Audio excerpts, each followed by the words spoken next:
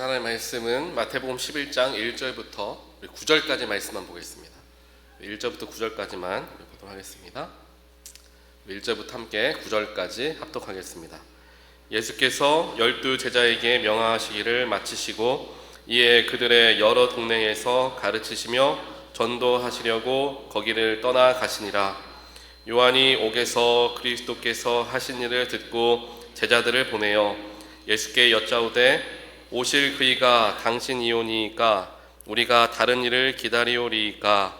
예수께서 대답하여 이르시되 너희가 가서 듣고 보는 것을 요한에게 알리되 맹인이 보며 못 걷는 사람이 걸으며 나병 환자가 깨끗함을 받으며 못 듣는 자가 들으며 죽은 자가 살아나며 가난한 자에게 복음이 전파된다 하라.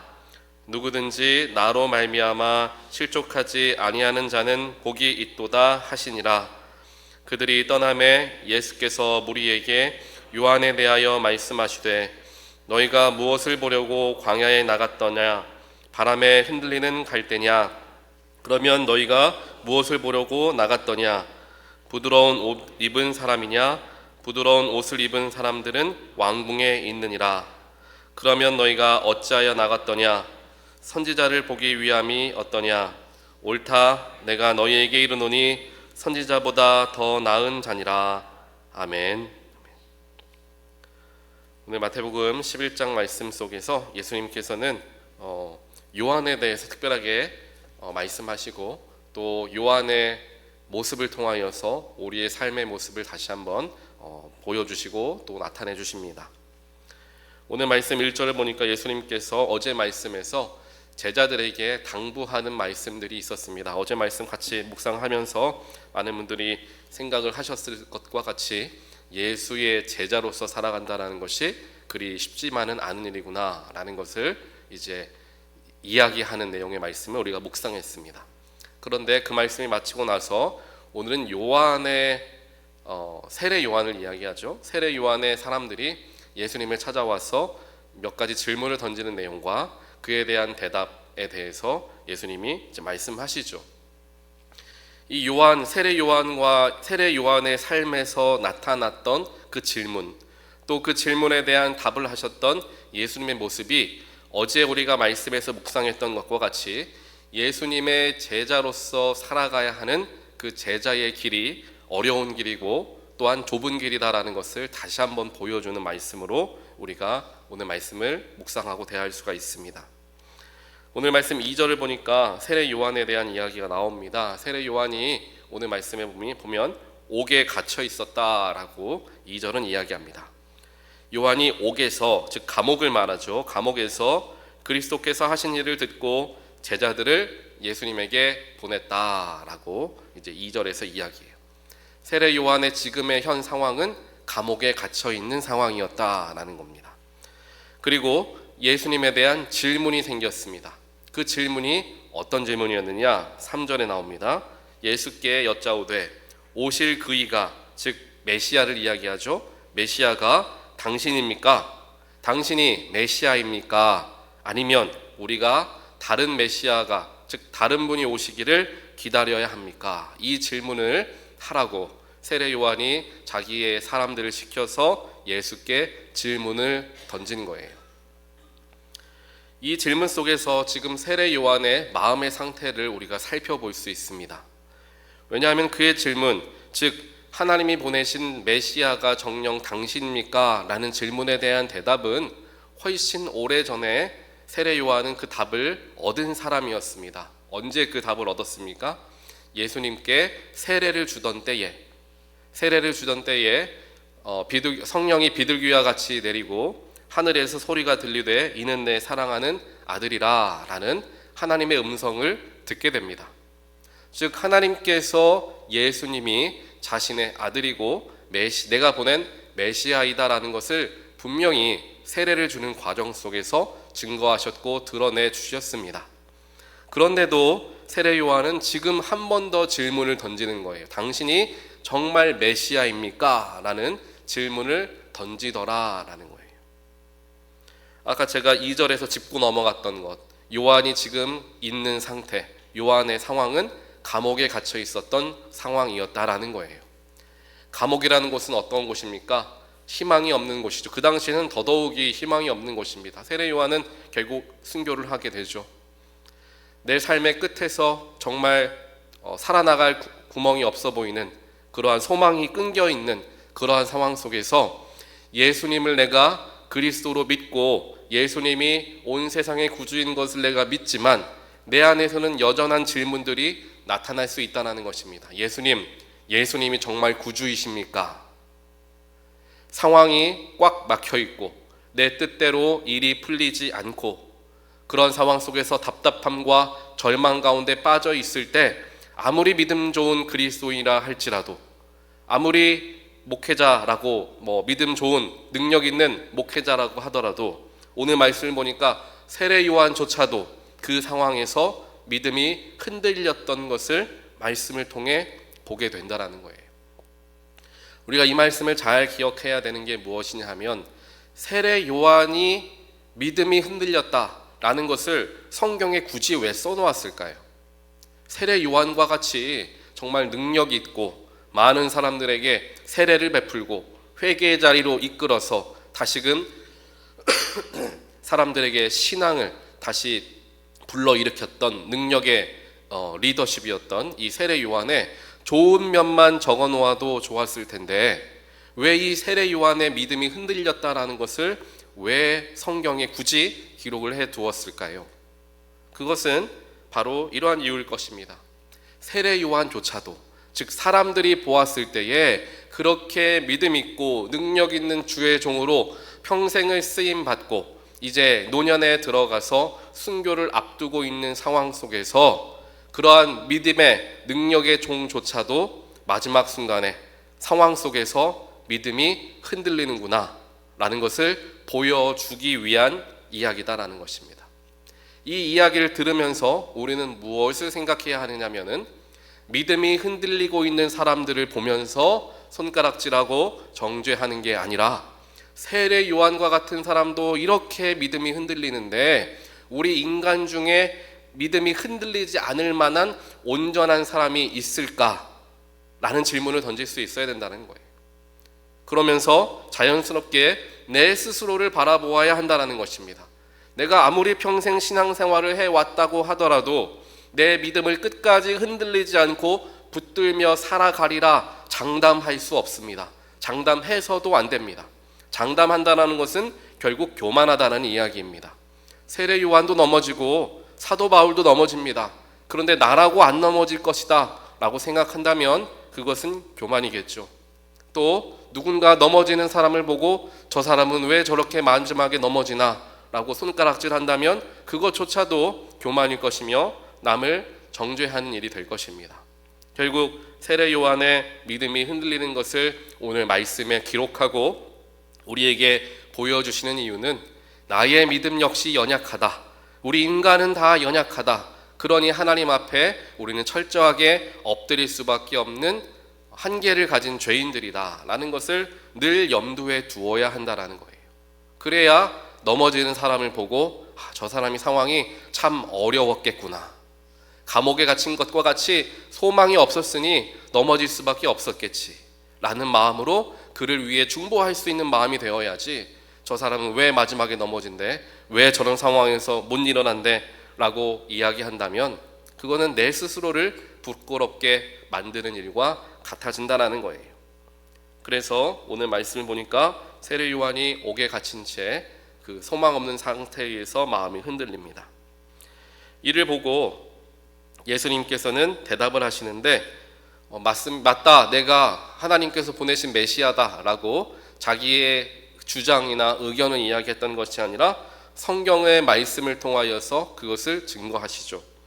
5절 말씀을 보면은 못 보던 사람이 보고 못 걷던 사람이 걷고 나병 환자가 나음을 받고 죽은 자가 살아나는 그러한 수많은 병고침의 사역들, 또 가난한 자에게 복음이 전파되는 복음 선포의 일들이 일어나게 될 것이다. 그것이 바로 하나님이 보내신 메시아가 감당할 일이 될 것이다. 이사야서에 쓰여져 있는 말씀을 근거로 대답을 하시는 거예요.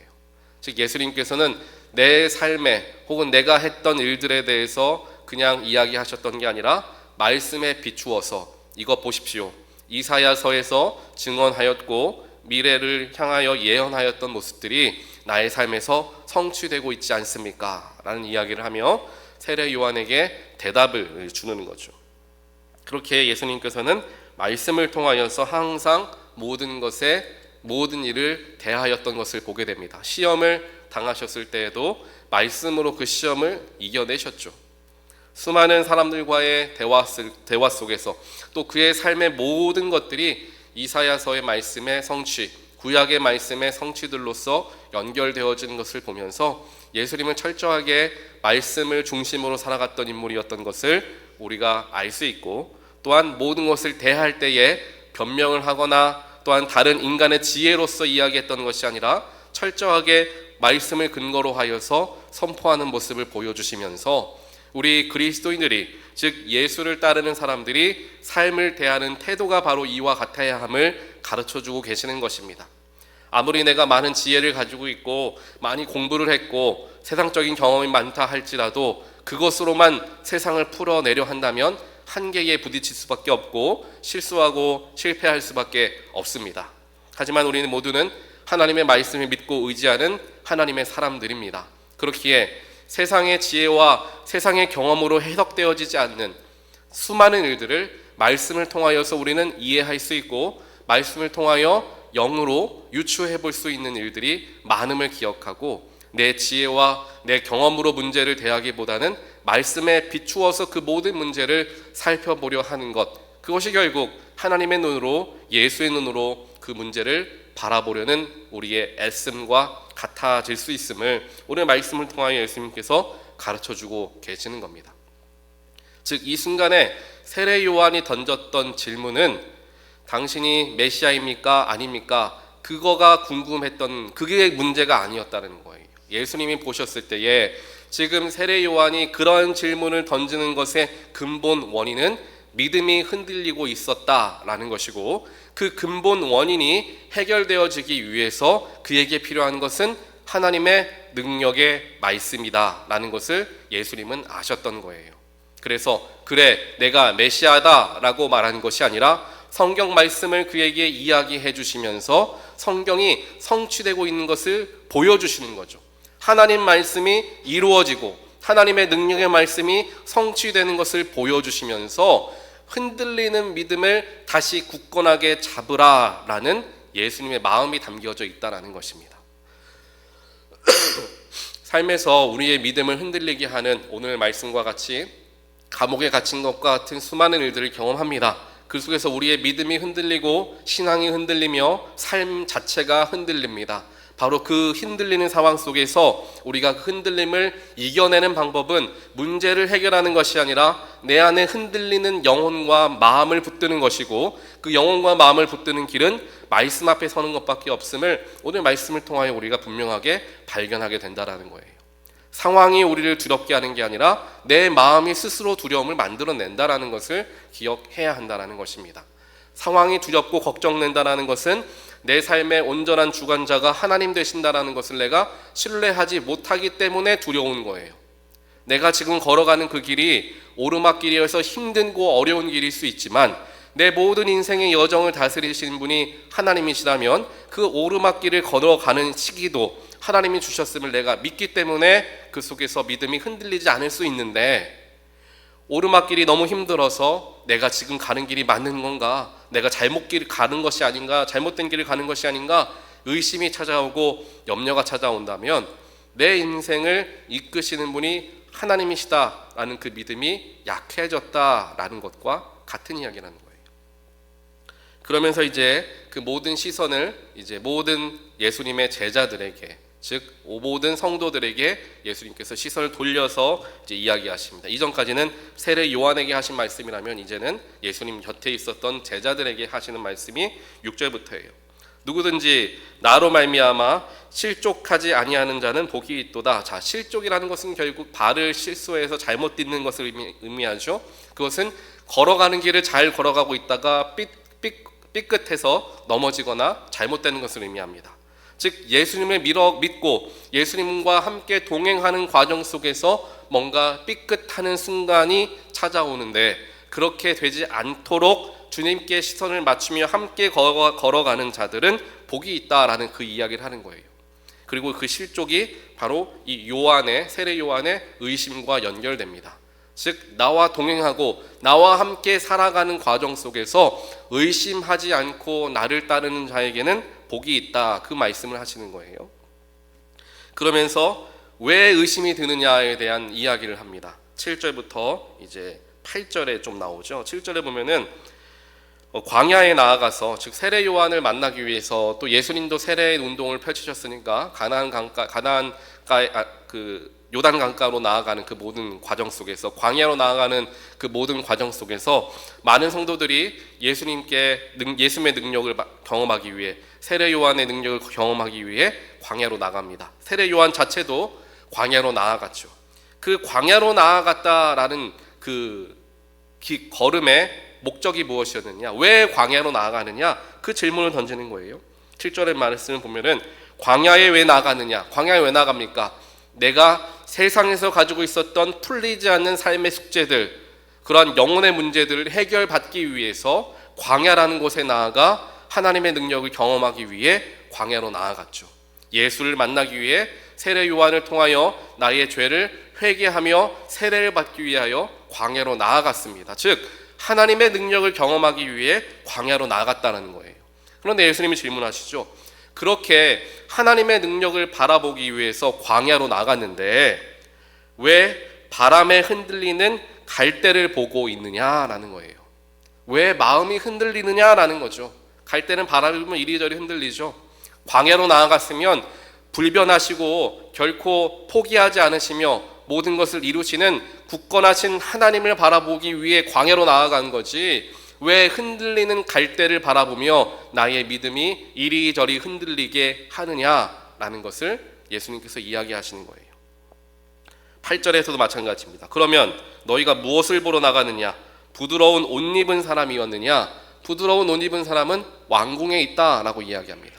이 얘기가 뭔 이야기냐면, 광야로 나아가서, 즉 하나님께 더 가까이 나아가서 하나님과 동행하는 삶을 살기 위해 광야에 나갔는데 왜 부드러운 옷 입은 사람들과 같이 편안한 것과 삶의 축복을 바라보며 그 자리로 나아가느냐.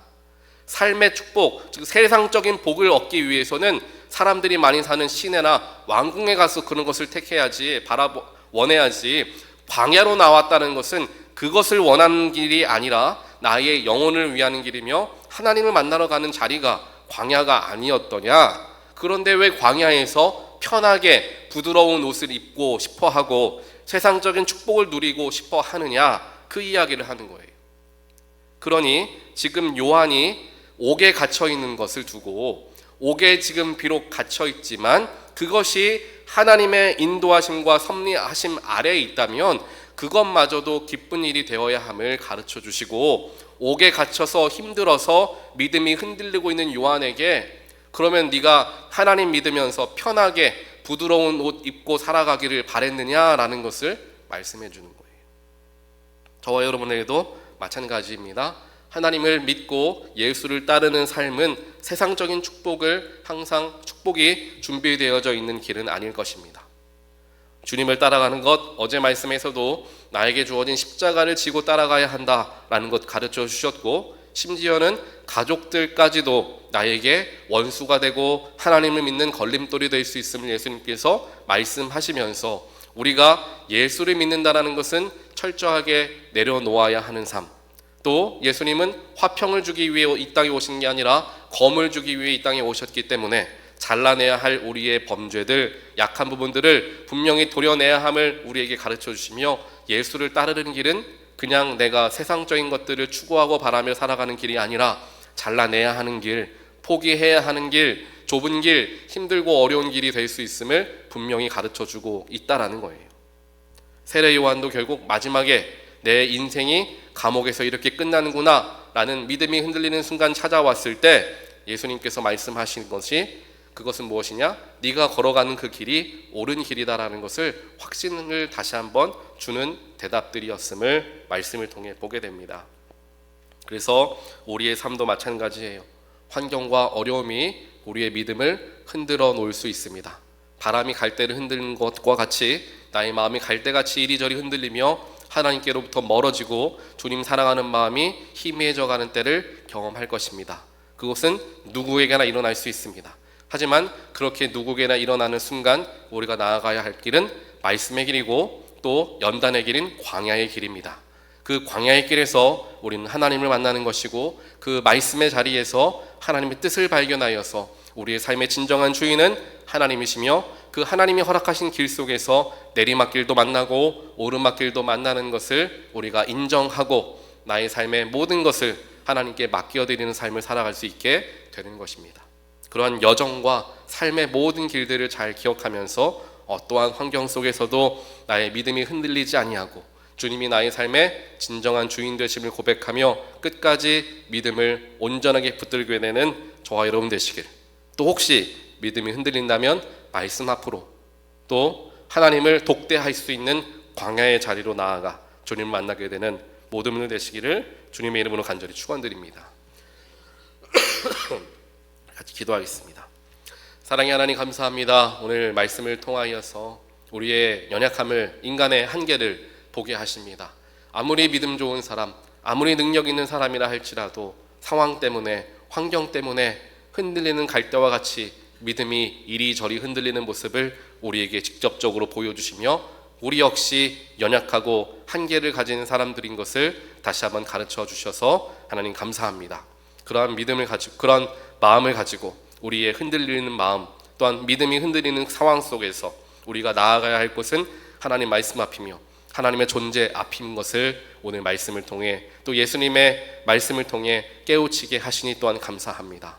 그러한 상황 속에서 우리가 언제나 세상과 문제와 환경의 시선을 빼앗기는 것이 아니라 그러한 환경 속에서 더 주님을 바라보고 또 나아가는 길, 비록 고되고 힘든 길이다 할지라도 주님께서 함께 하시는 길이라면 그 길이 옳은 길이다 라는 확신을 가지고 삶을 대하고 그 속에서 믿음의 고백을 하루하루 이루어 나아가는 우리 모든 하나님의 백성들 되어질 수 있도록 진정한 주님의 제자들 되어질 수 있도록 주여 축복하여 주시옵소서.